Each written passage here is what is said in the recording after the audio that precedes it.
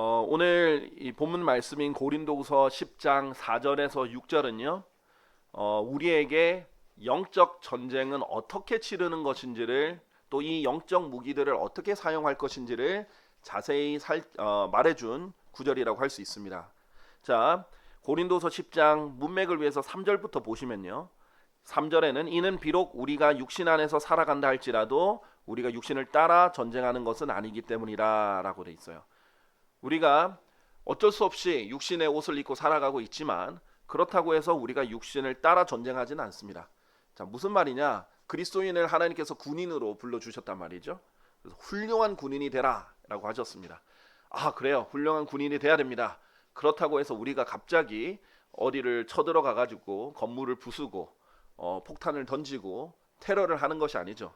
우리의 전쟁은 육신을 따라하는 전쟁이 아니기 때문에 결코 물리적으로 싸우는 것이 아닙니다. 그렇다면 우리가 당장 전투 훈련부터 받아야겠죠. 총을 들고 훈련도 하고 정말 우리가 어떤 물리적인 공격을 해서 어떤 것을 무너뜨리고 파괴하고 그럴 텐데 그런 것은 우리 그리스도인이 할 일이 아니죠. 그래서 4절에 보면 이는 우리의 전쟁 무기들은 육신에 속하지 아니하고 다만 하나님을 통해 막강하여 강한 요새들을 무너뜨리기 때문이라 라고 했어요. 자, 우리의 전쟁 무기들은 영적 전쟁 무기들인데요. 대표적으로 말씀과 기도가 있습니다. 우리 에베소서 6장에서도 여러분이 잘 아시다시피 하나님의 전신갑주가 나오고 거기에 있는 여러 가지 무기들이 나옵니다. 무기들이라고 했을 때는 방어구까지 통칭할 수 있거든요. 그래서 공격 무기도 있고 방어구도 있지만 통칭해서 여러 가지 무기들이 있습니다. 자, 그 중에서 에베소서 6장에 보면은 공격 무기 중에 나오는 것이 이제 말씀이죠. 하나님의 말씀으로 우리가 공격을 할 수 있습니다. 그래서 정확하게 나누고 찌르고 할 수 있는 것이 하나님의 말씀인데 바로 그 뒤에 하나가 더 나와요. 바로 기도입니다. 바로 기도로 무릎을 꿇고 하는 기도로. 왜냐하면 이 전신갑주의 방어구 중에 무릎 보호대는 없어요. 무릎을 꿇고 우리가 기도로 다가가는 것인데 그 기도 또한 우리가 사용할 수 있는 엄청난 무기 중에 하나입니다. 자, 그래서 이 하나님의 능력인 이 기도와 말씀을 통해서 이 하나님을 통해 이 막강한 능력이라고 나오죠. 다만 하나님을 통해 막강하여. 이 영적 무기들의 특징은 뭐냐면 인간적으로 보면은 전혀 아무것도 아닌 것 같아요. 아, 저 기도합니다 하면은 그냥 누가 안부처럼 얘기해 주는 것 같아요. 그냥 기도밖에 할 수 없어서 죄송합니다 이렇게 말할 수도 있고. 근데 기도가 제일 중요한 건데, 그렇죠? 그리고 어떨 때는 기도라도 해야지 이런 식으로 우리가 경시 여기는 경우가 있어요. 그런데 그것이 아니라 기도로 섬기는 것이 우리가 할 수 있는 최고의 섬김 중에 하나라는 것입니다. 성경에서 누가복음 2장 37절을 보면요. 약 84년을 과부로 사는 사람이 나와요. 자, 그럼 과부로 84년을 살았으니까 나이가 몇 세겠어요? 적어도 한 100세는 넘었을 겁니다. 그렇죠? 왜냐하면 16살에 결혼했을 때도 100세 아니겠습니까? 그러니까 과부로, 그리고 결혼하자마자 남편이 죽었다 해도 100세잖아요. 그렇죠? 그러니까 남편이랑 몇 년 살았는지도 안 나오고 언제 결혼했는지도 안 나오지만 적어도 과부로만 84년을 산 아주 나이 많은 과부가 있었어요. 그런데 이게 바로 성경이 말하는 진정한 과부예요. 누가복음 2장 37절을 보면 그녀는 약 84년을 과부로 있으면서 성전을 떠나지 아니하고 이스라엘이니까 성전이 있죠. 다만 밤낮 금식들과 기도들로 하나님을 섬겼더라 돼 있어요. 우리가 이제 겉으로 보면은 뭐 100세가 넘은 노인이 뭘 어떻게 물리적으로 섬겨봤자 얼마나 더 섬길 수 있겠어요. 그렇죠? 무사히 왔다 갔다 하는 것만 해도 하나님께 감사할 일이죠. 그런데 밤낮 금식들 기도들로 하나님을 섬겼다라고 하고 있어요. 오히려 수많은 사람이 성전에 와갔을 텐데 하나님께서는 이런 사람을 더 살펴보고 있는 거죠. 그래서 성경에서도 보면요. 기도로서 섬긴다라는 표현이 자주 나옵니다. 신약에서도 이 바울 서신에도 등장을 해요. 그래서 우리를 위해 기도하라라는 말도 바울이 굉장히 많이 씁니다. 사역자에게 가장 힘이 되는 것 중에 하나가 기도죠.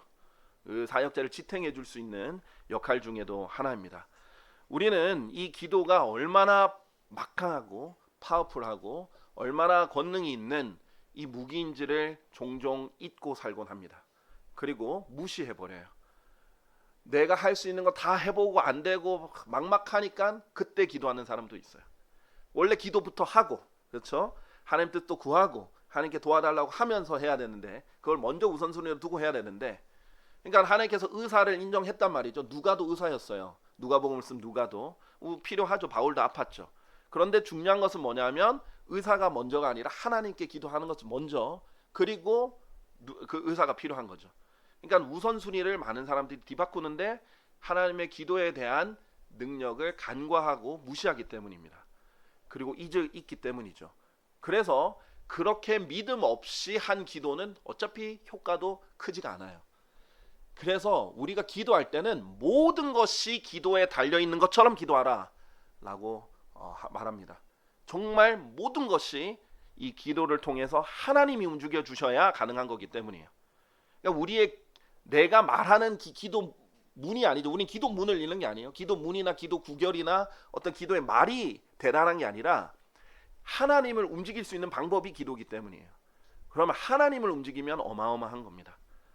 자, 히스기야가 기도할 때는요, 하나님께서는 해도 뒤로 움직여 주셨어요. 전쟁을 할 때는 하나님께서 해와 달이 멈추게도 해주셨어요. 오랫동안. 또 하나님께서 이제 원하시면, 저는 여러 기도 응답들 중에 제 생각일지도 모르겠지만 하나님께서 너무 놀랍게 응답해 주신 것들 보면 세계 금융시장을 저 때문에 움직여 주신 것 같아요. 이 기도 응답해 주시기 위해서. 모르겠어요. 다른 그 금융계 종사하시는 분들은 모르겠지만은 저에게 너무 간절한 기도가 있어서 그렇게 기도했을 때 하나님께서 갑자기 금융시장을 뒤집어 놓으신다든지 환율을 확 뒤집어 놓으신다든지 그렇게 해서 저의 그 수치로 보면 얼마 안 되는 금액이에요. 그 당시에 간절했던 그 금액을 위해서 하나님께서는 얼마든지 전 세계에 그런 것도 움직이실 수 있다고 저는 믿습니다. 기도할 때는 그렇게 믿고 해야 돼요. 그리고 하나님 정말 저는 그렇게 했다고 믿습니다. 여러분을 위해서는 그 정도는 하나님 아무것도 아니에요. 하나님의 능력은 무한하시기 때문에 여러분에게 중요한 것은 그 하나님을 믿고 기도하느냐, 일단 중요한 거죠. 믿음으로 다가가지 않은 기도는 어차피 하나님께서 받아들이지 않습니다. 형식에 불과해요. 여러분 그냥 양심 달래기에 불과합니다. 하나님께 나중에 좀 변명하려고, 하나님 저 그래도 기도도 해봤어요 라고 하려고 하는 것에 불과합니다. 정말 기도할 때는 이것이 하나님의 막강한 능력이다, 이것을 믿고 기도해야 됩니다. 자, 그리고 이 기도를 통해서 강한 요새들도 무너뜨릴 수 있다라는 겁니다. 성경에 수많은 이제 강한 요새들을 등장하는데요. 일단 5절에 보면 가장 중요한 요새들이 바로 우리 자신이에요. 우리 자신에 형성된 엄청난 강한 요새들이 있어요. 고집이 있어요. 잘못된 신념이 있습니다. 그리고 미움이 있을 수도 있어요. 어떨 때는 교만이 자리 잡혀 있을 수도 있어요. 엄청난 강한 요새들이 있거든요. 이것을 뭐로 무너뜨리겠어요? 총으로 무너뜨릴 수 있는 게 아닙니다. 이것은 말씀과 기도와 같은 영적 전쟁 무기들을 통해서 가능합니다. 5절에 보시면요, 우리는 상상들과 하나님의 지식을 대적하여 스스로를 크게 높인 모든 높은 것을 저마다 허물어뜨리며 모든 생각마다 사로잡아 그리스도께 순종하게 하고. 자, 우리가 해야 될 일은 먼저 다른 사람 지적하고 다른 단체 지적하기 전에 먼저 우리가 해야 될 일은 우리부터 봐야 돼요. 우리부터 정말 잘못된 것들이 너무 많거든요. 이거부터 강한 요새들 무너뜨려야 됩니다. 우리 스스로 잘못된 상상을 하거나 사실이 아닌데 한 망상들도 있고요. 또 우리가 하나님을 대적해서 스스로 높여버린 것들도 많이 있습니다. 그리고 생각들이 예수 그리스도 안에 있지 않은 생각들도 많이 있어요. 근데 이것을 다 예수 그리스도께 순종하게 하는 역할들을 하는 거예요. 이 전쟁 무기들로 승리해서 내 생각들을 사로잡아서 복종하게 만드는 이 역할을 우리 안에서 일어난 영적 전쟁이 제일 먼저 치열하거든요. 그거부터 수행이 돼야 됩니다. 6절, 너희의 순종이 이루어질 때 모든 불순종을 응징할 준비를 하고 있도다. 먼저 우리의 순종이 이루어져야 되고요. 그러면 나머지 다른 불순종들도 우리가 응징할 수 있고 지적할 수 있고 또 기도할 수 있을 때 능력이 나가는 겁니다. 자, 요한복음 16장 23절에 보면 예수님께서 이렇게 말씀하셨어요. 중간에 보면 예수님께서 이렇게 말씀하십니다. 16장 23절인데요. 무엇이든지 너희가 나의 이름으로 아버지께 구하면 그분께서 그것을 너희에게 주시리라라고 했어요. 자, 하나님께서 우리에게 기도 응답하시는 조건 중에 하나를 예수님께서 제시하시죠. 뭐예요? 예수님의 이름으로, 나의 이름으로 구하면 그분께서 그것을 너희에게 주시리라 라는 약속입니다. 물론 이건 많이 조건은 아니에요. 우리가 기도할 때 우리가 예수님 이름만 갖다 붙이면은 하나님 1,000,000달러 주세요 하면 바로 주시는가가 아니죠. 다 조건들이 있습니다. 예를 들면 우리 기도의 내용을 하기 때문에 간략하게 보면 하나님의 뜻대로 구해야 되고요. 또 하나님을 기쁘시게 할 때 하나님께서 그 기도를 들으신다라고 했고요. 또 우리의 정욕을 위해서 구하는 기도가 아니어야 되죠. 그러니까 하나님 뜻을 위해서 구하는 기도해야 되죠. 하나님의 뜻을 위해서 구하는 기도고 하나님을 섬길 때 이것이 필요하기 때문에 하는 기도는 하나님께서 그게 억만금이라도 제공해 주실 거고요. 그게 얼마 안 되는 금액이라도 내 그냥 정욕을 위해서 하는 기도는 하나님께서 듣지 않으실 겁니다. 왜냐하면 그 기도를 들어주는 것 자체가 그 사람에게 재앙이에요. 그래서 이런 여러 가지 조건들이 있습니다. 또 믿음으로 해야 되고요. 두 생각을 품지 않아야 되고요. 그 다음에 마음에 우상이 없어야 되겠죠. 하나님 앞에 죄악을 세워놓고 내가 해결하지 않은 죄 문제를 우상으로 꽉 붙잡으면서 자백도 안 하면서 하나님과의 관계를 막히게 해놓고 기도만 하면 응답받는 게 아니죠. 이런 것들이 다 해결이 되어야 됩니다. 이런 기도의 장애물들을 제거하고 하나님께 바르게 기도하면 기도 응답을 받는데 그 조건 중에 하나가 예수 그리스도의 이름으로 기도하는 겁니다. 그러면 하나님께서 뭐라고 약속하셨냐면 그분께서 그것을 너에게 주시리라. 저는 이 구절이 얼마나 와닿았었냐면요. 이 구절을 묵상해서 한번 글을 쓴 적이 있어요. 그래서 이제 기고해서 글이 이제 실려서 출간된 적이 있었는데 저는 이것을 할 때 뭐라고 표현을 했냐면 기도는 하나님을 움직이는 능력이다.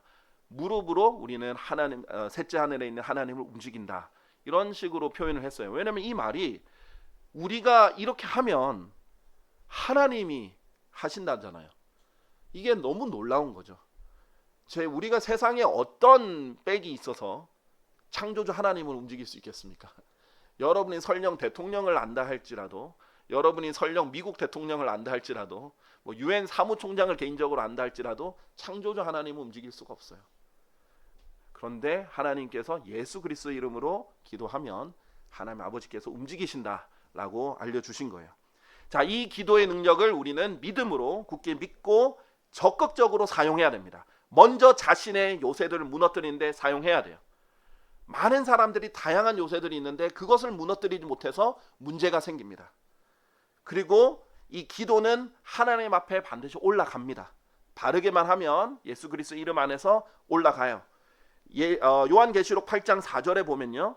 그러자 성도들의 기도들과 더불어 나온 향의 연기가 그의 천사의 손에서 위로 하나님 앞에 올라갔더라. 우리가 기도를 드릴 때마다 하나님께 올라가고 하나님께서는 이것을 받으시는 거예요. 이 감미로운, 이 달콤하게 느끼는, 감미롭다는 건 달콤하다는 거예요. 근데 맛으로만 달콤한 게 아니라 향으로도 달콤하고 느낌도 달콤하고 이런 것들을 감미롭다라고도 통칭으로 표현을 하죠. 이렇게 향기롭고 감미롭게 받으시는 겁니다. 하나님이 기도를 얼마나 기다리시겠어요, 그렇죠? 기도의 연기가 언제 올라오나 이렇게 기다리시겠죠. 자, 시편 141편 2절에 보면 시편의 기자가 이렇게 말합니다. 저의 기도가 당신 앞에 향같이 놓이게 하시고 저의 두 손을 들어올림이 저녁 희생제물 같게 하소서. 이렇게 얘기를 합니다. 자, 왜냐하면 우리가 기도할 때 제대로 기도해서 하나님 앞에 향같이 받아들여지고 하나님 기뻐하는 기도가 돼야지, 너무 악취가 나서 안 받아들이고 싶은 거절하는 기도가 되면 안 되지 않겠습니까? 그래서 우리가 바른 기도만 한다면 어마어마한 영향력을 끼친다라는 것이 성경에서 말하는 거예요. 그래서 야고보서 5장 16절에서 18절에 보면 아주 중요한 기도와 관련된 말씀이 나오는데요. 이렇게 말합니다. 야고보서 5장 16절에서 18절. 너희가 치유될 수 있도록 너희의 잘못들을 서로 고백하고 서로를 위하여 기도하라. 자, 이 말은 가톨릭에서 왜곡해서 너희의 죄들을 고백하라 이렇게로 잘못해서 가톨릭 사제들에게 죄를 고백하는 고해 성사를 합리화하는 구절로 쓰이는데요. 여기서는 그것이 아니에요. 죄가 아니라 잘못입니다. 너희가 치유될 수 있도록 너희의 잘못들을 서로 고백하라는 거예요. 사제들에게만 한 사람에게 그냥 일방적으로 고백하고 끝나는 게 아니라 서로 잘못한 게 있으면은 서로한테 가서 제가 잘못했습니다. 서로 고백하라는 거예요. 아니요, 저도 이걸 잘못했습니다. 서로 고백하라는 거예요. 잘못했을 때 고백해야죠, 그렇죠? 우리가 서로한테 피해를 끼치거나 심지어 안 믿는 세상 사람한테도 피해를 끼치고 나서 사과 한마디도 안 하고 나 하나님께 자백 기도했어. 이런 건 얼마나 뻔뻔한 거예요. 그렇지 않습니다. 성경은. 잘못한 사람 있으면 꼭 당사자한테도 잘못을 했다고 용서를 구하고 고백을 해야 되겠죠. 자, 그렇게 해야 너희가 치유된다라고 하는 거예요.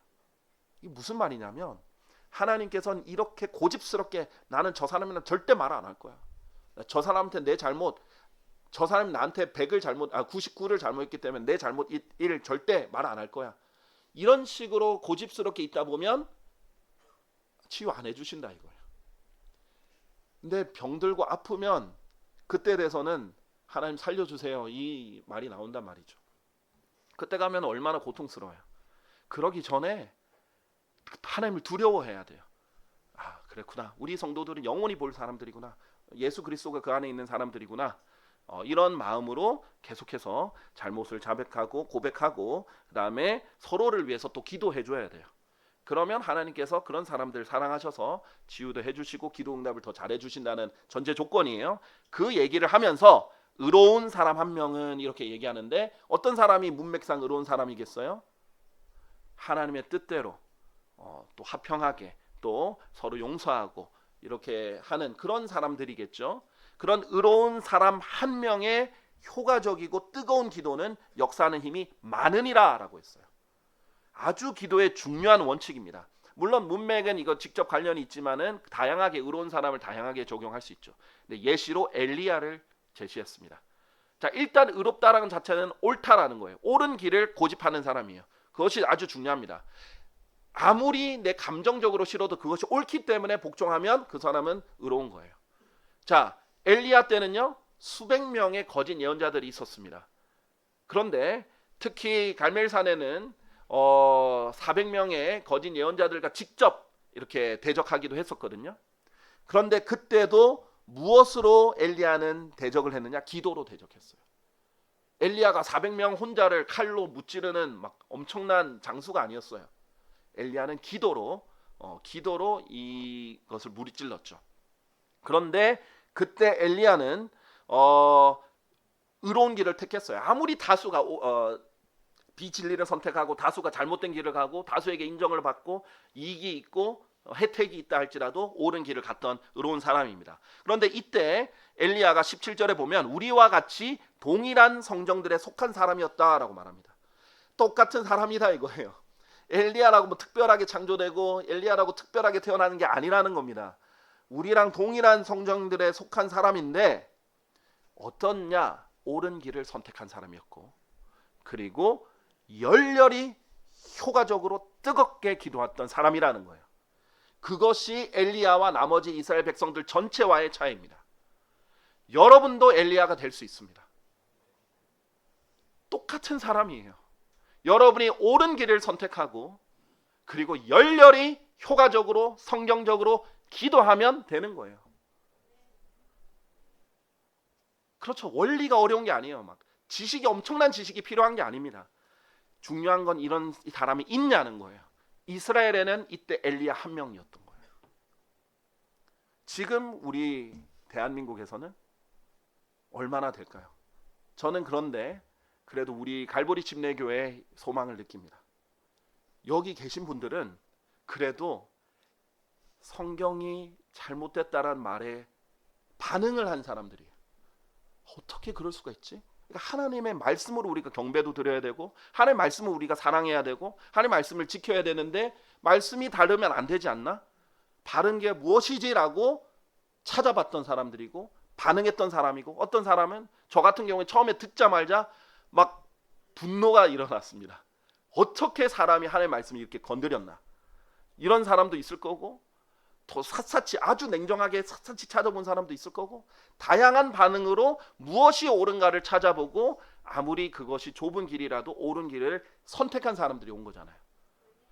그래서 저는 이 갈보리 침례교회에 소망이 있다고 생각합니다. 그런 사람들이 큰 것들을 그렇게 한 사람들이 작은 것들을 왜 못하겠어요? 할 수 있어요. 극복하면 됩니다. 승리해야 돼요. 그래서 의로운 자로서 효과적으로 그게 한 명이라도 효과적으로 뜨겁게 기도하면 됩니다. 근데 지금까지 여러분의 기도 생활 한번 돌아보십시오. 여러분의 기도 생활의 온도가 어떻게 됐습니까? 만약에 여러분의 기도 생활이 그냥 미지근했다면, 그냥 실온도랑 똑같아요. 그냥 미지근했다면 여러분은 오늘 회개하셔야 됩니다.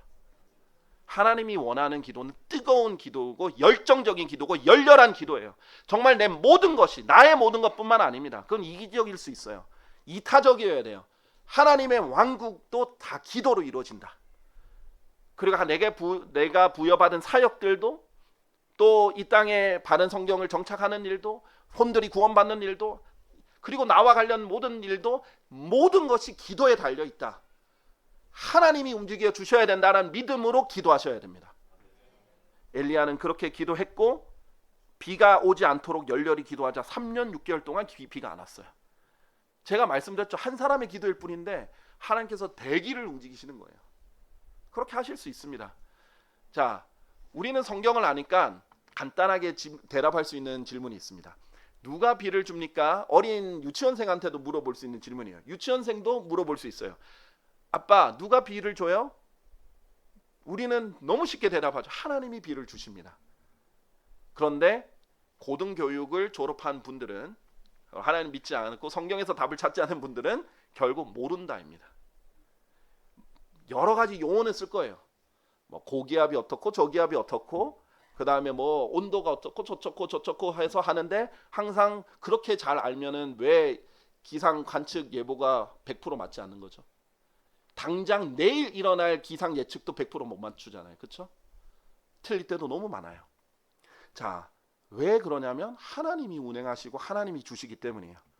그래서 이제 어떤 유명한 바이블 블리버께서는 이렇게 말한 적이 있습니다. 비를 하나님이 주신 것을 모를 정도로 바보가 되기 위해서는 고등교육을 받아야 된다. 이게 사실 하나님의 유머예요. 하나님께서는 세상의 지혜로운 자들을 어리석게 만든다라고 하셨거든요. 그리고 세상에 어리석어 보이는 자들을 일부러 데려오셔서 하나님의 진리로 지혜롭게 만드실, 그게 하나님의 원리입니다. 그래야 진짜가 오거든요. 그래야 진짜가 구별되거든요. 왜냐하면 사람들은 다 정욕 때문에 세상에서 더 지혜로워지길 원하고, 세상에서 돈 많아지길 원하고, 세상에서 권력 있길 원하고, 세상에서 유명해지길 원하거든요. 똑같은 목표랑 기독교인의 목표가 똑같다면 진짜가 어떻게 구별되겠습니까? 세상과 역행을 하라 이거예요. 그런데 거기에 참 진리가 있고 지혜가 있다는 겁니다. 자, 그러면 우리 이 기도를 할 때 창세기 20장 7절을 보면요, 이 한 사람 한 사람의 의로운 기도가 어떻게 효과적인지 예시를 몇 가지 보고요, 또 진도를 나가도록 하겠습니다. 창세기 20장 7절에 보면 하나님께서 이 사라를 데리고 있던 그 왕에게 이렇게 말씀하십니다. 그러므로 이제 그 남자에게 그의 아내를 돌려주라. 이는 그가 예언자니 그가 너를 위하여 기도하면 내가 살 것이기 때문이라 라고 했습니다. 자, 아브라함이 이때 잘못을 해서, 사실 창세기 12장에 한번 죄를 지었는데도 불구하고 또 비슷한 죄를 또 지었죠. 자기 아내를 타인에게 무서워서 넘겨버립니다. 결국 누이라고 말을 하면서 넘겨버려요. 부분적인 진실이었죠. 그리고 부분적인 거짓이었습니다. 그래서 그렇게 넘겼을 때 사실 아브라함이 용기가 없어서 잘못한 거지만, 그래도 하나님께서 그 씨를 보호하기 위해서 그 왕국에 재앙을 내리셨죠. 그래서 이들이 치유받고 이들이 살기 위해서는 누가 기도해야 되느냐? 아브라함이 기도해야 되는 거예요. 아브라함이 기도해야 내가 살 것이기 때문이라 라고 했어요. 자, 하나님께서 너가 기도해, 그럼 너가 살 거야 라고 안 하셨어요. 여기 이 사람한테는. 하나님 보시기에 이 사람은 의로운 사람은 아닌 거예요. 그런데 아브라함이 기도하면 너가 살 거다 라고 하셨어요. 자, 하나님은 기도를 들으시는 사람이 있고 안 들으시는 사람이 있어요. 하나님께서 아무나 기도한다고 다 들으시는 게 아니에요. 또는 많은 숫자가 함께 모여서 기도한다고 하나님께서 들으시는 것도 아니에요. 아브라함의 기도를 들으셨던 거예요. 창세기 18장에 보면 소돔과 고모라와 그 주변 지역에 5 도시들이 있었는데, 이 도시를 진멸하시려고 할 때 아브라함이 딱 나서서 하나님께 기도합니다. 왜? 소돔에 자기 친척이 있었거든요. 롯이 있었죠.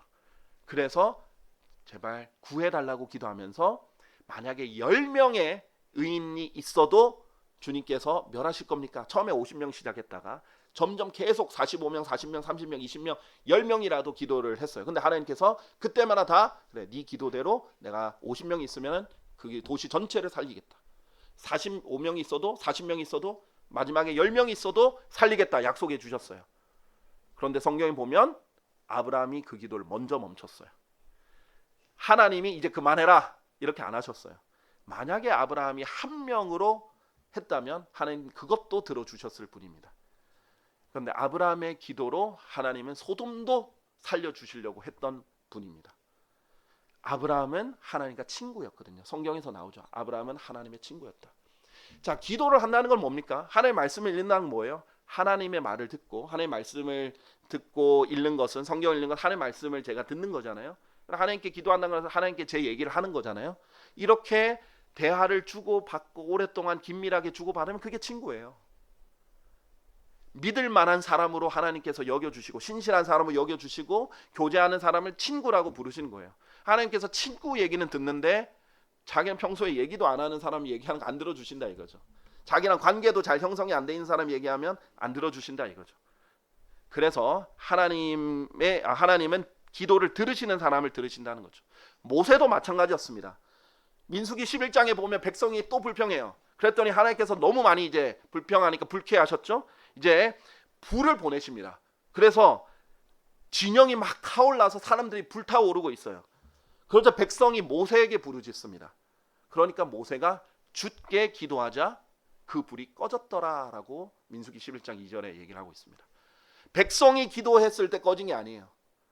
모세가 기도하자 불이 꺼진 거예요. 백성은 불평을 했었고요. 모세 한 사람의 기도를 거기 있는 모든 사람 기도보다 더 중요하게 여기신 분이 하나님입니다.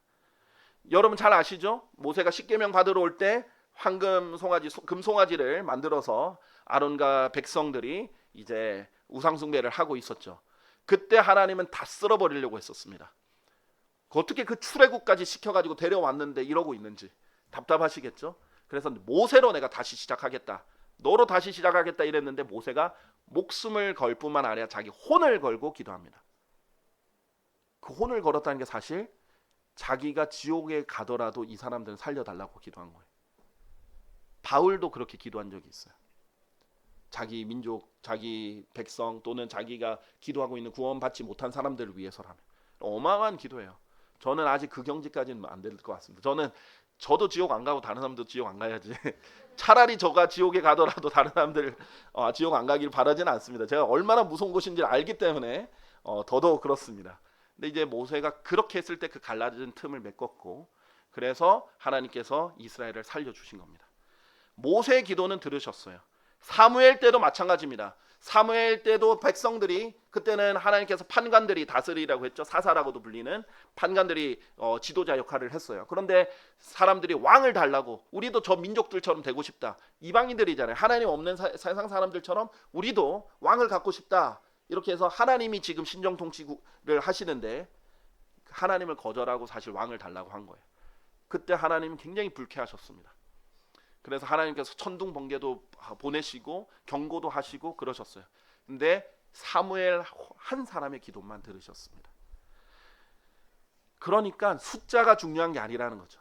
여러분이 엘리야가 되면, 여러분이 사무엘이 되면, 여러분이 모세가 되고, 여러분이 아브라함이 되면, 성경에서 보여주신 그 예대로 그런 사람이 되면 여러분 한 사람의 기도로 충분하다는 겁니다. 왜냐하면 결국 움직일 분은 한 분 하나님이시기만 하면 되거든요. 100명이 기도하든 한 명이 기도하든 하나님이 움직이면 되는 거예요. 저는 이 갈보리 침례교회에 여러분이 그 소망이 있다고 믿는 것이 의로운 자들 이 가운데 믿음으로 열렬히 효과적으로 기도하시는 분들이 나올 거라고 분명히 믿습니다. 자, 엘리사가 죽은 자를 살린 적도 있죠. 엘리사가 죽은 자를 살릴 때 제일 먼저 뭐 했는 줄 아십니까? 기도했어요. 보통 사람들 엘리사가 죽은 자를 살릴 때 했던 행동을 가지고 많이 생각합니다. 뭐 개상한 행동을 했네. 혹자는 이게 최초의 인공호흡이다. 이렇게까지도 하죠. 그 위에 딱 엎드려져 가지고 하는 게. 근데 그 행동보다 먼저가 뭐예요? 기도했던 거예요. 자, 그리고 히스키야가 아시리아라는 거대한 제국에서 18만 5천 명이 넘는 군대를 보내가지고 자기를 둘러싸고 있고 정말 바람 앞에 등불 같은 신세로 곧 멸망에 처해진 예루살렘에 있을 때 히스기야가 했던 것은 그들이 보내왔던 그 안 좋은 말과 그 글들을 그대로 하나님께 가져가 가지고 기도했던 거예요. 하나님 이걸 보십시오. 그랬더니 히스기야의 기도로, 히스기야가 한 게 없어요. 나가서 뭐 전쟁을 한 게 없어요. 18만 5천 명이 그날 밤 다 죽었습니다. 전쟁은 그렇게 하는 겁니다. 우리 사랑하는 형제 자매 여러분, 우리가 하는 전쟁은 이렇게 하는 거예요. 우리가 하는 전쟁은 기도로 하는 전쟁이지, 우리가 물리적으로 으쌰 하고 막 세력을 모으고 사람들 숫자를 불려서 하는 전쟁이 아닙니다. 제가 오늘 오전 성경 공부에도 잠깐 언급했지만은 너무 안타까운 것은 오늘 10월 27일 오늘 오후 2시부터 막 교회들이 연합해서 연합 예배를 드린다고 막 서로의 세력을 과시하고 서로 여기에 동참하자고 독려를 하고 있는 상황이에요. 물론 슬로건은 뭐 차별금지법을 반대한다, 의로워 보이는 몇 가지가 있죠. 저도 반대해요. 그러나 방식이 잘못됐고, 사실 그 내용도 우리 오전 성경부에 들어보면은 내용도 사실 그리스도인과 기독교적이고 또 성경적인 것과 먼 내용들이 많이 있고 오히려 잘못된 것들이 많이 있었습니다. 하지만 그게 설령 옳은 이유였다 할지라도 방식이 잘못했어요. 하나님의 구원은 사람의 많고 적음에 달려있는 것이 절대 아닙니다. 숫자로 싸우는 것이 아닙니다. 여러분, 기도는 300명만 있으면 됐습니다. 아브라함도 318명의 종들을 가지고 5명의 중동 왕들을, 함무라비까지 포함해서 5명의 중동 왕들을 격파했던 거예요. 그게 실제 역사입니다. 여러분에게 필요한 것은 믿음이에요. 그리고 하나님께서 그 기도를 들으시느냐 마느냐가 중요한 것이죠. 베드로후서 1장 4절에는요 우리에게 이런 것들이 주어졌다라고 말씀하시는데, 우리에게 지극히 위대하고 보배로운 약속들이 주어져 있다라고 되어 있습니다. 이게 성경에 지금 들어있죠. 지극히 위대하고 보배로운 약속들이, 어마어마한 약속들이 있습니다. 수백 개가 넘는 약속들이 있어요. 근데 그것을 어떻게 해야 돼요? 쓰레기통에 박으면 안 된다는 거예요. 약속들을 주장하라는 겁니다. 하나님께서 이렇게 약속하셨습니다. 이 약속대로 응답해 주십시오 라고 주장하면 하나님이 약속을 어기실 분이 절대 아니라는 거예요. 약속을 반드시 들어주신다는 겁니다. 그런데 이게 한두 개도 아니고 수백 개가 넘게 있고 하나하나의 그 가치가 너무나 뛰어나서 지극히 위대하고 보배로운 약속들이라고 했습니다. 삼성 회장이 여러분에게 백지수표 주는데 쓰레기통에 넣으시겠어요? 절대 그러지 않겠죠? 그것보다 훨씬 위대하고 보배로운 약속들입니다. 그걸 지금까지 안 쓰고 있는 거예요. 왜? 믿음이 없어서. 지식은 있을 줄 몰라요. 여러분은 오래 교회 다니다 보면 지식이 쌓이겠죠. 그래도 안 쓰면 무슨 소용이에요? 교만하게만 하죠. 그렇죠? 그런데 적게 알아도 사용해야 됩니다. 실행해야 돼요. 이 약속들을 찾아야 돼요. 보물 찾듯이 찾아서 사용해야 돼요. 믿음으로 사용해야 됩니다. 하나님, 이 마지막 때 한 사람이라도 더 지옥에서 건져낼 수 있도록 도와주십시오. 더 많은 혼들을 구원할 수 있도록 도와주십시오. 제가 할 수 있는 방법을 알려주시고 그 방법으로 제가 이렇게 실행하려고 하는데 주님의 능력으로 이것이 이루어지게 도와주십시오. 주님, 이 마지막 때에 하나님께서 이 민족에게 그래도 이 바른 말씀을 주시고자 정련하고 계신데 이 바른 말씀이 잘 정착될 수 있도록 도와주십시오. 더 많은 사람들에게 편견 없이 알려질 수 있도록 역사해 주십시오. 목숨 걸듯이 기도할 수 있어야죠. 뿐만 아니라 내 구원받지 않은 가족이라든지 아니면은 내 개인적인 문제라든지 다양한 문제들을 정말 여기에 모든 것이 달렸다라고 믿고 기도하셔야 됩니다. 그러면 하나님께서 역사해 주시겠습니다. 자, 디모데전서 2장 1, 2절을 보면요, 우리에게 간구들, 기도들, 중보들, 감사들을 하라 이렇게 얘기를 합니다. 기도의 한 4가지 종류들을 얘기한 거죠. 우리가 간구라는 건 간청하는 거예요. 그리고 기도는 일반적으로 하나님께 구하는 겁니다. 구하라 이렇게 했을 때 그게 기도예요. 그 다음에 중보들은 나 말고도 다른 사람들을 위해서 기도하는 거죠. 그리고 감사들은 이 모든 종류의 기도들에 다 포함되어 있어야 돼요. 아직 응답하시기 전에도 감사를 드릴 수 있습니다. 이거를 들어주실 것을 믿고 감사할 때도 있을 수 있죠. 하나님 뜻에 맞다면. 그런데 이게 만약에 하나님 뜻이 아니라 제가 하나님 뜻을 구하면서 물어보는 구하는 상황이라면 그렇게 안 해주실지라도 감사합니다라는 표현도 해야 돼요.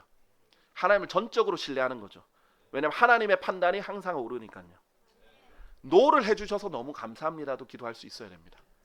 자, 그렇게 권면하는데 무엇보다도 먼저 해야 될 일이 이런 기도들이라는 거예요. 간구들, 기도들, 중보들, 감사들. 근데 모든 사람들을 위하여 드려지게 하라는 거예요. 자, 여러분의 기도 시간이 만약 짧다면 너무 적은 사람들을 위해서 기도해서 그럴 수도 있습니다. 모든 사람들을 위해서 해야 될 기도를 한다면 정말 그 중요한 기도들만 하더라도 기도 시간이 늘어날 수밖에 없겠죠. 자, 우리가 오늘 이제 중보기도 예배로 오후 예배에 모이는 이유도 여러분의 기도 제목을 늘리기 위해서예요. 그렇게 하면 여러분 하나님 더 많이 섬기는 거예요. 그리고 하나님이 그렇게 기도한 사람을 더 많이 보상도 해주십니다. 하나님이 시킨 것들은요 하나도 여러분에게 유익이 되지 않는 것이 없어요. 여러분이 시간 낭비라고 생각한다면 오히려 그것이 더 문제예요. 오히려 여러분이 그렇게 하면 할수록 여러분의 실타래처럼 꼬여있는 문제들이 쫙 펴질 겁니다. 기도하지 않고 내 힘으로, 내 의지로, 내 경험으로, 내 능력으로 하려는 것은 아무리 잘 될 것처럼 보이는 것도 실타래처럼 얽히게 될 거예요. 제 경험이에요. 시간이 없어서 기도를 안 할 땐 더 많은 시간이 걸려요. 더 문제가 꼬입니다. 그런데 시간이 너무 없기 때문에, 너무 바쁘기 때문에, 너무 중요하기 때문에 기도를 꼭 먼저 하면 하나님께서 그 모든 것들을 하나씩 풀어주십니다. 그것을 믿으셔야 돼요. 왜냐하면 여러분은 그리스도인이고 하나님 손안에 있습니다. 하나님이 여러분을 사랑하셔서라도 더 그러실 겁니다. 자, 그런데 2절에 왕들을 위해서도 기도하라 이렇게 나오죠. 자, 이 정부의 건세자들을 위해서도 기도하라고 나오죠. 근데 목적이 나오죠. 모든 경건과 정직한 가운데서 우리가 조용하고 평안한 생활을 하려 함이라. 자, 여기서 두 가지를 기억하셔야 됩니다. 오전 성경 공부에도 얘기했던 게 첫 번째고 얘기 안 했던 게 두 번째인데, 첫 번째는 우리가 기도하는 게 우리나라 부국 강병하게 해달라고 기도하라는 게 아니라는 거예요. 예수님께서 세상을 위해서 기도하지 않는다 그랬잖아요. 세상 그 자체를 위해서 기도하는 게 아니에요. 우리는 우리 그리스도인들이 신앙생활 잘하게, 거침없이 잘하게 되도록 기도하라는 거예요. 우리가 복음 전할 때 문제가 없도록, 우리가 하나님의 말씀을 선포할 때 문제가 없도록 해달라고 기도하는 거예요. 그 사람들을 위해서도. 근데 그 사람들을 잘 먹고 잘 살게 해달라고 기도하는 게 아니고요. 정부가 강성해지게 해달라고 막 그렇게 기도하는 게 아니고요. 그리고 이걸 거꾸로 이해하는 사람들도 있어요. 자, 두 번째로는 우리가 정부를 위해서 할 것은 데모가 아니에요. 우리가 정부를 위해서 할 것은 집회가 아니에요. 막 모여가지고 막 으쌰 하는 게 아니에요. 우리 정부를 위해서 할 것은 연합 예배가 아니에요. 우리가 할 수 있는 최고의 일은 기도입니다. 기도밖에 못한다가 아니에요. 기도를 할 수 있는 거예요. 그리고 기도가 우리에게 최상의 답입니다. 그런데 사실 그렇지 않고 연합을 자꾸 하려고 사람의 숫자들을 불리려는 것은 자기들의 세력을 가시하는 것이고 짬뽕을 만들어서 통합을 하려는 것이에요. 자, 그런 문제들은 성경적으로 맞지 않습니다. 우리 오전에도 얘기했지만 제가 우려하는 것은 교단들이야 원래 교단 자체가 통합의 결정체잖아요. 교단들이야 그렇다 할지라도 저는 교단들도 개혁했으면 좋겠고 점점 더 많은 독립교회들이 나왔으면 좋겠습니다. WCC 문제로 교단에서 탈퇴한 교회들이 생겨나듯이요. 그런데 독립침례교회에서 정치를 앞장서서 이 연합 예배를 참여하고 독려하는 그런 데도 있어서 그걸 따라갈까봐 무서운 거예요. 그러다가 우리 독립침례교회들도 타락할까봐. 미국에서 이미 몇십 년 전에 그렇게 타락 한번 했었습니다. 정치운동에서 다 무너졌어요. 그건 실패합니다. 교회가 정치 운동에 참여하는 이상 우리가 말로는 얼마든지 책망할 수 있습니다. 선포할 수 있습니다. 그런데 정치 운동에 참여하는 이상 예수 그리스도가 욕을 먹습니다. 하나님이 욕을 먹습니다. 정치는 그렇게 더러운 곳이에요. 자, 그렇기 때문에 우리가 해야 될 일은 최상의 일은 기도입니다. 그게 엄청난 무기고요. 절대 그걸 무시하면 안 돼요. 기도밖에 할 수 없다. 아니, 그게 아니에요. 또는 기도만 하면 되겠어? 우리가 행동해야지. 그게 아닙니다. 우리는 육신적으로 행동하는 게 아니에요. 우린 영적으로 싸우는 것입니다. 자, 그럼 무엇을 기도해야 되는가? 그런 것들 먼저 좀 다루고 얘기를 하려고 하는데요. 자, 먼저 베드로전서 4장 7절에 보면 우리가 어떻게 기도해야 되는지를 몇 가지를 알려주는데 그 어떻게 기도해야 되는지를 조금 짚고 무엇을 기도해야 되는지를 얘기하도록 하겠습니다. 베드로전서 4장 7절에 보면요. 그러나 모든 것들의 끝이 가깝도다. 그렇죠. 우리는 끝이 가까운 시대에 살고 있습니다. 그러므로 너희는 정신을 차리고 기도에 깨어 있으라. 자, 우리는 기도에 깨어 있을 필요가 있고요. 깨어서 기도해야 됩니다. 그리고 야고보서 5장 13절에는 너희 가운데 누군가 고난 받고 있느냐? 그는 기도할지어다라고 했어요. 고난을 당하고 있으면은 또 기도해야 됩니다. 데살로니가 전서 5장 17절에 보면 끊임없이 기도하라 했어요. 어떻게 기도해야 돼요? 끊임없이 계속 중단되지 않고 계속 기도해야 된다는 거예요. 그 말은 숨도 쉬지 말고 기도하라는 게 아니라 24시간 1분 1초마다 다 기도하라는 게 아니라 기도에 중단 없이 꾸준히 기도하라는 겁니다. 그리고 또 어떻게 기도해야 되냐 하면은 로마서 12장 12절에 보시면요. 아주 중요한 내용이 있는데 로마서 12장 12절. 소망 가운데 크게 기뻐하라. 환난 가운데 인내하라. 절박하게 계속 기도하라. 이렇게 되어 있습니다. 자, 기도도 그냥 계속 기도하는 꾸준함도 중요하죠. 신실함도 중요해요. 그리고 우리가 기도할 때 또한 아까 말씀드렸다시피 어떻게 기도하느냐 그걸 얘기 들을 때 깨어서 기도하는 것도 중요하죠. 그런데 지금 여기서는 절박하게 기도하라 이거죠. 인스턴트. 우리 인스턴트 음식 있죠. 돌리면은 몇 분 안에 탁 나오죠.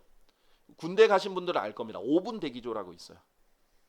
언제든지 신호만 오면 5분 안에 바로 출동돼서 목적지에 도달할 수 있도록 그 5분 대기조는 군복도 입고 잡니다.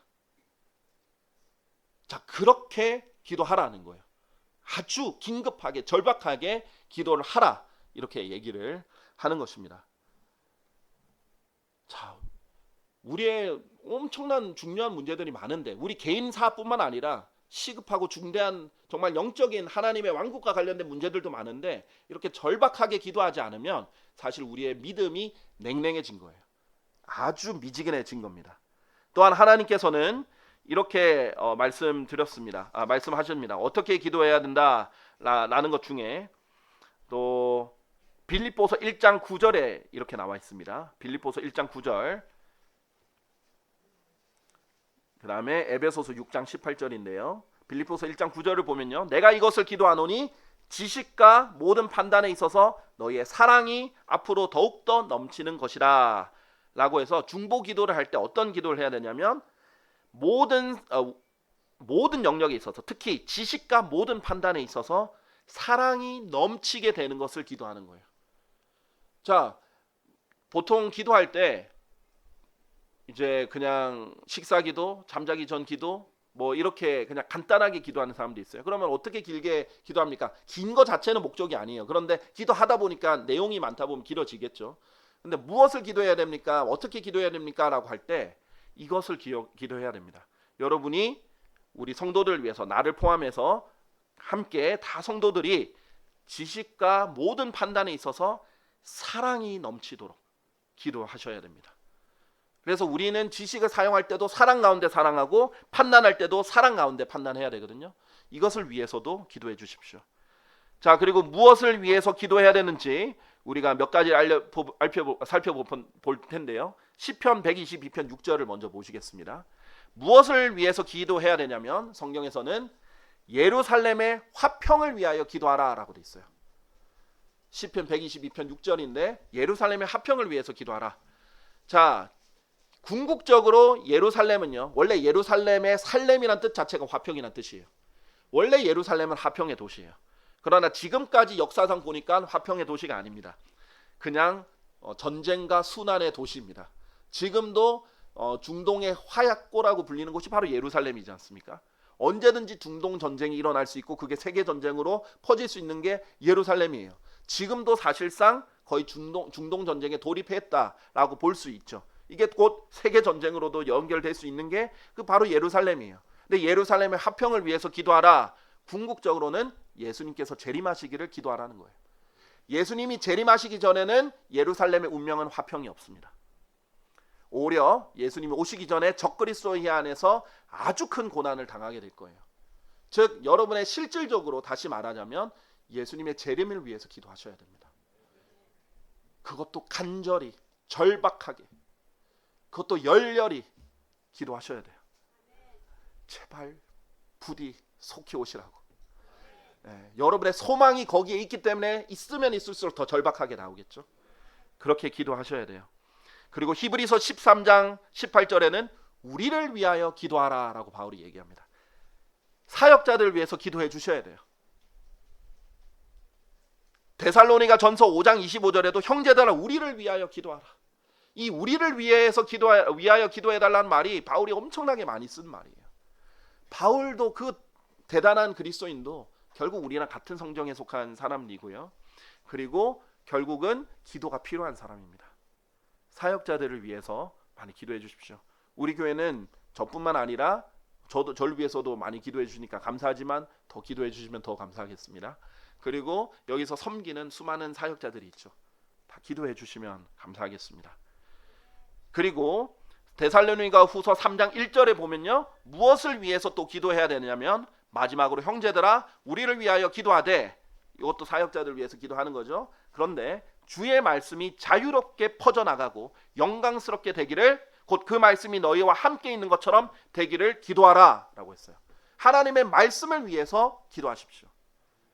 여러분만 혜택을 누리지 마시고, 여러분만 보물을 캐지 마시고, 하나님의 말씀이 지금 우리와 함께 있는 것처럼 여러 사람들에게 자유롭게 퍼져나가고 영광스럽게 되기를 기도하십시오. 기도하지 않았다면 오늘부터 기도하시면 되겠습니다.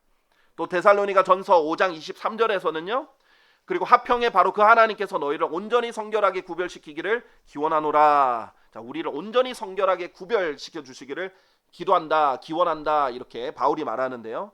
왜 우리가 이 온전히 성결하게 구별돼야 되냐, 따로 딱 성별되어 있어야 되느냐, 그리하여 우리 주 예수 그리스도의 오심까지 너희의 온 영과 혼과 몸이 비난받을 것이 없게 보존되기를 내가 하나님께 기도하노라 라고 되어 있어요.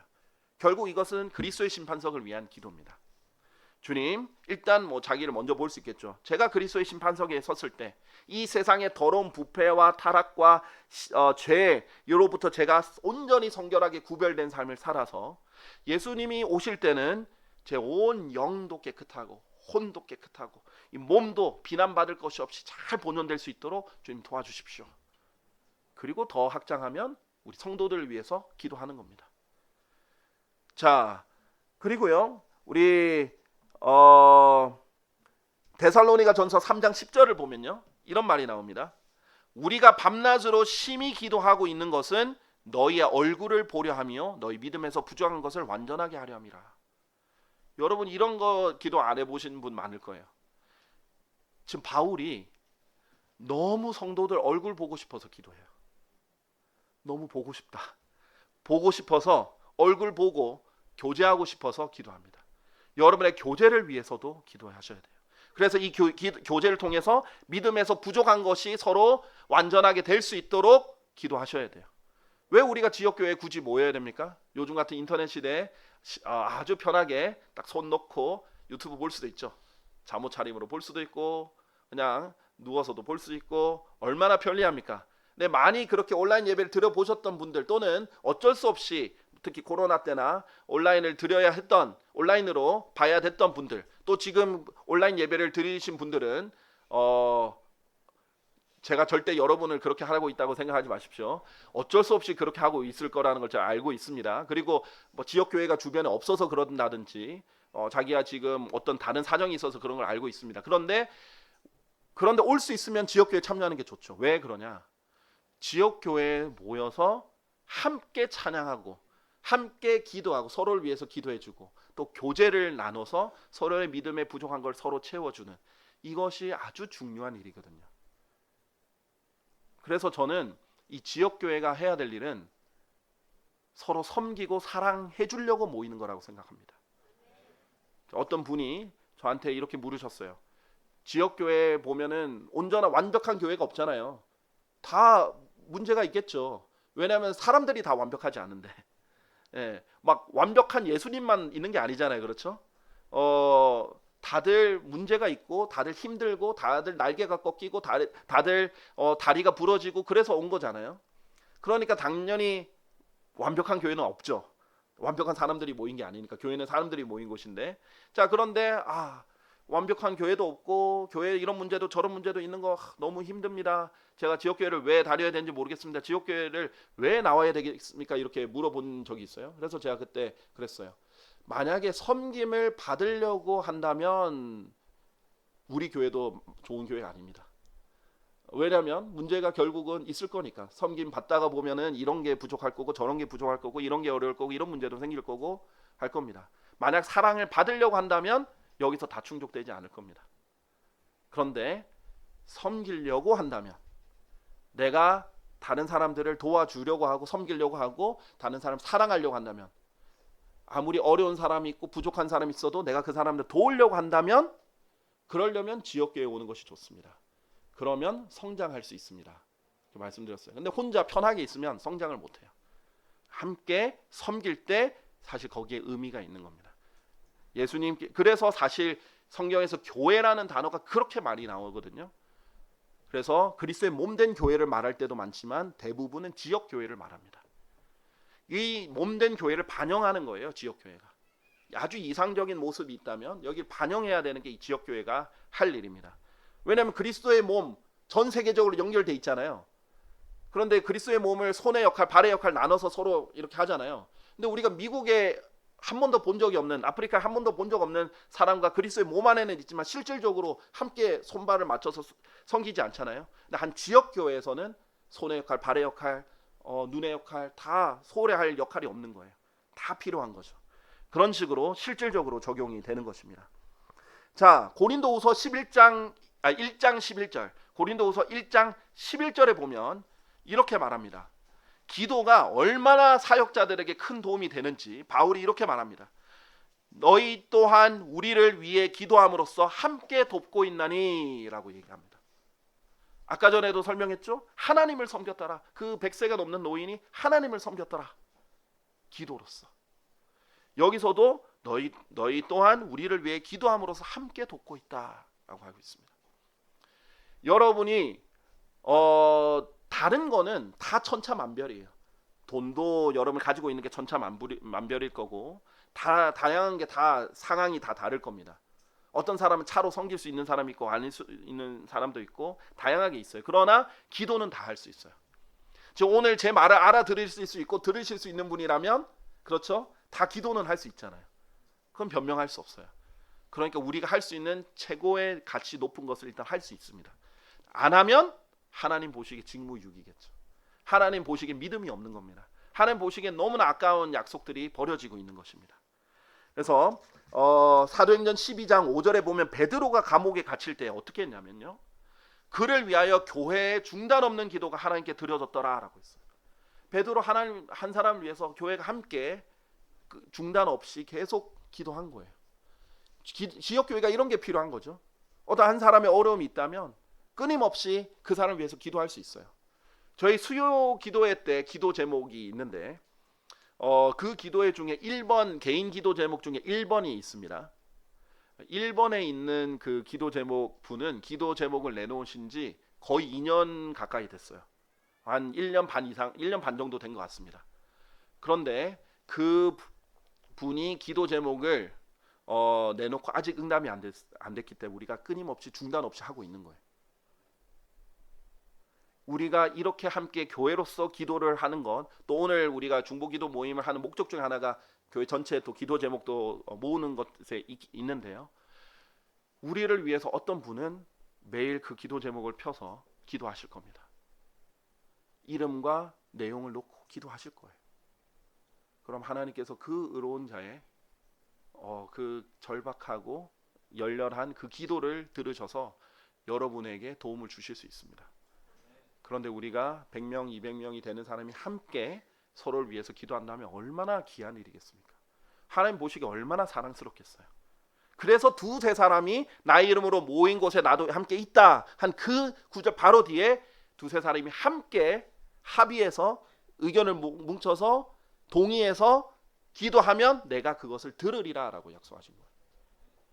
자, 교회의 가치가 그런 데에 또 있는 것입니다. 그래서 사랑하는 우리 성도 여러분, 제가 여러분에게 말씀드릴 것은 혹시 만약 여러분이 기도에 소홀한 삶을 살았다면, 기도를 무시하고 있었다면, 기도를 최선의 방책이 아닌 최후의 수단으로 여기고 있었다면, 기도의 온도가 냉랭했다면 오늘 회개하시고 오늘 돌이키시고 여러분 한 사람이 바로 엘리야 같이 정말 효과적이고 뜨거운 기도를 할 수 있는 그런 여러분들이 되시길 간절히 바랍니다. 우리 다 같이 일어나시겠습니다.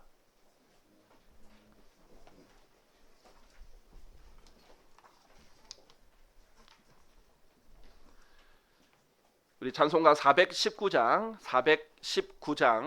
값비싼 향유를 주께 드린 이 찬양 찬양하시기 전에 반주자가 반주할 때 우리가 먼저 오늘 들은 하나님의 말씀에 반응하고 하나님께 기도하는 시간을 갖도록 하겠습니다. 오늘 하나님의 말씀을 듣고 하나님께 기도로 나아가십시오. 반응을 하시길 바랍니다. 하나님께서 여러분에게 오늘 필요하다고 생각해서 전해주신 말씀으로 사람의 말이 아닌 하나님의 말씀으로 받아들이시길 바랍니다. 자신의 기도 생활을 점검해 보시길 바랍니다. 자신의 기도 내용을 점검해 보시길 바랍니다. 자신의 기도의 온도를 점검해 보시길 바랍니다. 그동안 하나님의 말씀을 소홀히 여겼고 약속들을 소홀히 여겼고 기도를 소홀히 여겼다면 지금 이 시간 회개하고 돌이켜서 하나님께 자백하고 새로운 마음으로 하나님께서 주시는 힘으로 기도하시길 바랍니다. 그리하여 이 갈보리 침례교회가 정말 기도의 뜨거운 집이 될 수 있도록 주님 동참자가 되어 주시길 바랍니다. 지금 기도할 시간 드립니다. 기도하시길 바랍니다.